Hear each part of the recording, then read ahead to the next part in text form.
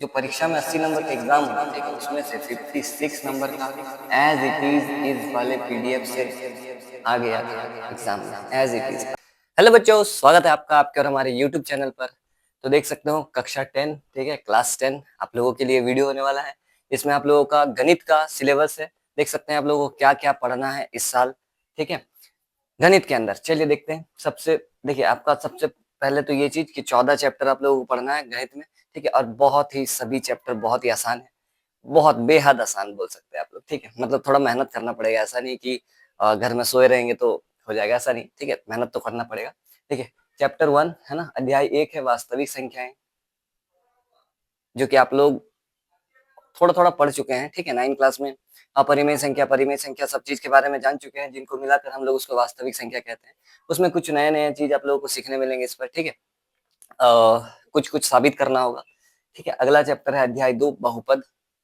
बहुपद भी आप लोग 9 क्लास में सीख चुके हैं, बहुपद चैप्टर से सेम बहुत ही आसान होने वाला है, बिल्कुल आसान। इसके बाद देखिए अध्याय 3 दो चर वाले रैखिक समीकरण युग्म, है ना, दो चर वाले रैखिक समीकरण युग्म। इसमें आप लोगों को कुछ कुछ लाइंस के बारे में पढ़ना होता है कि किस किस प्रकार की लाइंस होती है, मतलब समांतर रेखा किसको बोलेंगे, उस तरीके की रेखाएं हैं, ठीक है, जिसमें समीकरण मतलब देखते साथ आप कैसे बता सकते हैं कि ये समीकरण किस प्रकार की रेखा को मतलब दिखा रहा है, ठीक है। इसके बाद आता है देखिए द्विघात समीकरण अध्याय 4। अध्याय 4 होने वाला है द्विघात समीकरण, बहुत इंपॉर्टेंट चैप्टर है और बहुत ही आसान। इसके बाद देखिए आता है 5वां चैप्टर, जिसमें आता है समांतर श्रेणियां, अर्थमेटिक प्रोग्रेशन, इसको हम लोग कहते हैं एपी, ठीक है, छोटा सा नाम है एपी। मतलब बहुत ही अच्छा चीज सीखेंगे आप लोग जब 11 क्लास में जाएंगे, ठीक है। तो आप लोग इसका थोड़ा सा बड़ा रूप जीपी पढ़ेंगे, ठीक है, कुछ कुछ चीज होता है तो इससे रिलेटेड है आगे के, अगर गणित पढ़ना चाहते हैं तो। बाकी बहुत आसान होने वाला है 10 क्लास का ये चैप्टर भी। इसके बाद देखिए आता है अध्याय 6 त्रिभुज। त्रिभुज आप लोग बचपन से पढ़ते आ रहे हैं कि त्रिभुज कैसा कैसा किस कितने प्रकार के होते हैं। बाकी इसमें कुछ कुछ थ्योरम होगा, कुछ कुछ प्रमेय होगा, जो कि आप लोग को साबित करना होगा। और मोस्ट इंपॉर्टेंट, ठीक है, मोस्ट इंपॉर्टेंट चैप्टर है 10 क्लास के अंदर ये।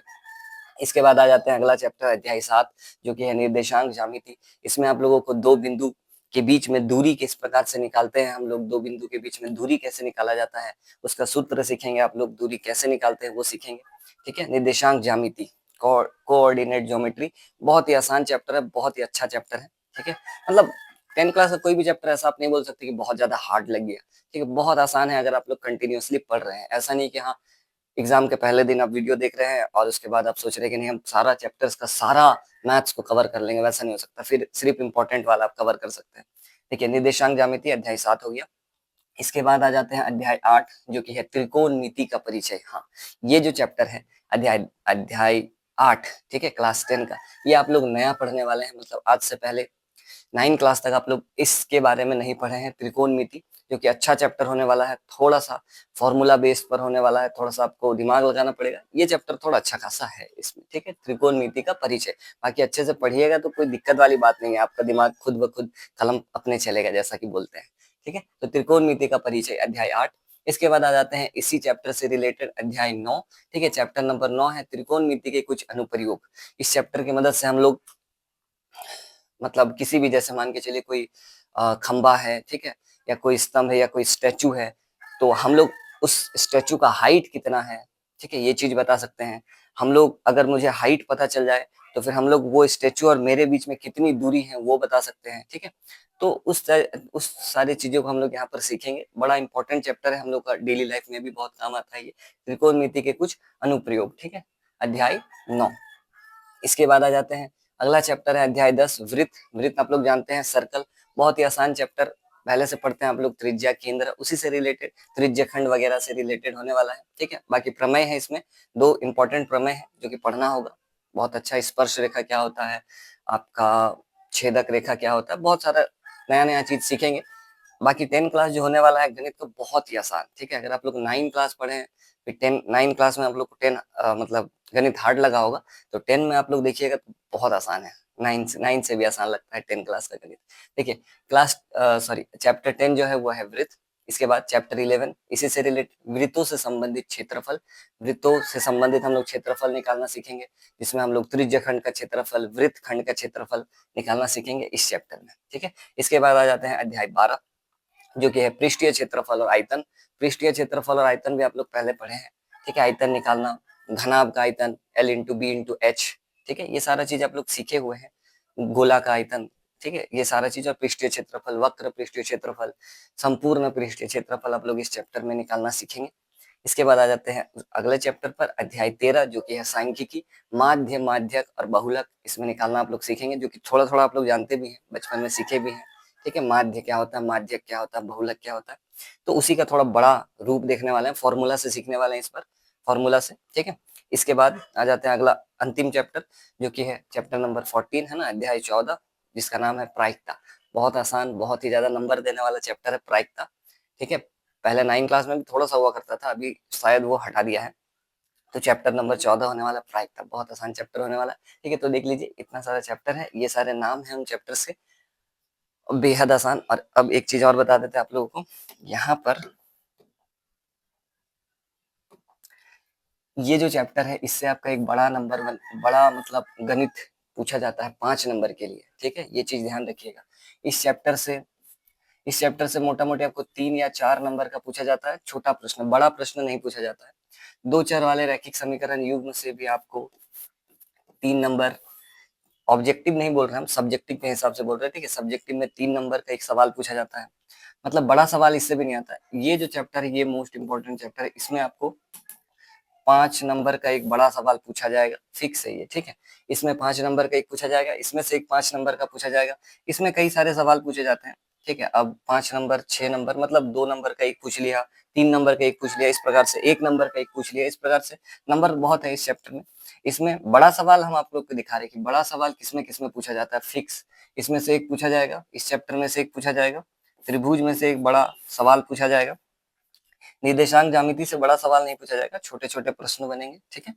इसमें देखिए, त्रिकोणमिति का परिचय से भी छोटा छोटा प्रश्न बनेगा, लेकिन काफी नंबर का बनेगा। कोई 2 नंबर का बन गया, कोई क्वेश्चन 3 नंबर का बन गया, कोई 1 का बन गया, इस प्रकार से बड़ा नंबर नहीं पूछेगा, मतलब 5 नंबर का उसमें से नहीं पूछा जाएगा। इसके बाद आते हैं इस चैप्टर में, इसमें एक बड़ा क्वेश्चन आएगा, 5 नंबर इसमें देखा जाएगा इस चैप्टर से, ठीक है। इसके बाद अध्याय 10, अध्याय 10 में से बड़ा सवाल नहीं, छोटा छोटा सवाल पूछा जाएगा बहुत सारा। इस चैप्टर में से भी छोटा छोटा सवाल, बड़ा सवाल नहीं है। इस चैप्टर में आपका एक बड़ा सवाल पूछा जाता है, ठीक है। इस चैप्टर से एक बड़ा सवाल, इस चैप्टर से छोटा छोटा सवाल, ठीक है। तो आप देख सकते हैं 1 2 3 4 5 और 6, ये जो 6 चैप्टर है, इसमें आपको बड़ा सवाल एक आएगा, फिक्स है, ठीक है। मतलब देखिए, 6 हो गया, इसमें से 6 हो गया, लेकिन हो सकता है कि मतलब 5 क्वेश्चन आप लोग का पूछा जाता है बड़ा सवाल में, तो हो सकता है कि वो लोग इसमें से छोड़ के इसमें से दे दिया, या हो सकता है इसमें से छोड़ के इसमें से दे दिया, या हो सकता है इसमें से छोड़ के इसमें से दे दिया, ऐसा हो सकता है, ठीक है। तो लेकिन ये स्कोरिंग चैप्टर है, 5-5 नंबर का बड़ा बड़ा सवाल इसमें से पूछा जाएगा, और बाकी चैप्टर से छोटे छोटे सवाल बनेंगे, बहुत इंपॉर्टेंट है, ठीक है। तो शुरू करेंगे आप लोगों का जो पढ़ाई है, ठीक है। अब लगभग नेक्स्ट क्लास से आप लोगों का 10 क्लास का पढ़ाई, साथ ही साथ 9 क्लास का भी पढ़ाई शुरू होने वाला है, ठीक है। तो अब जो 10 क्लास से देख रहे हैं, जो बच्चे अभी 10 क्लास में इस वीडियो को देख रहे हैं, अभी तक जो भी आप लोग देख रहे होंगे वो 10 क्लास में ही होंगे, क्योंकि 9 क्लास वाले बच्चों को 10 क्लास का सिलेबस से क्या मतलब होता है, ठीक है। तो 10 क्लास में भी जो भी है, उनका क्लास जो है जल्दी शुरू होने वाला है, मतलब 1-2 दिन के अंदर आप लोग को वीडियो आना रेगुलर शुरू हो जाएगा, जिसमें हम लोग चैप्टर स्टार्ट कर देंगे, ठीक है। सीक्वेंस वाइज नहीं, जो इजी पड़ेगा उस हिसाब से करते हैं, लाइन वाइज नहीं करते हैं, ठीक है। लाइन वाइज नहीं कर रहे हैं, जो इजी पड़ेगा उसके हिसाब से कर देंगे, ठीक है। तो सबसे पहले हम लोग इस चैप्टर को शुरू कर देंगे, बहुपद, ठीक है, जो कि बहुत आसान होने वाला है। लगभग 3-4 लेक्चर में ये खत्म हो जाएगा, 3-4 क्लास लगेगा बस, ये चैप्टर खत्म हो जाएगा। बहुत ही आसान चैप्टर है, आप लोग देखिएगा वीडियो को, बहुत मजा आएगा, ठीक है।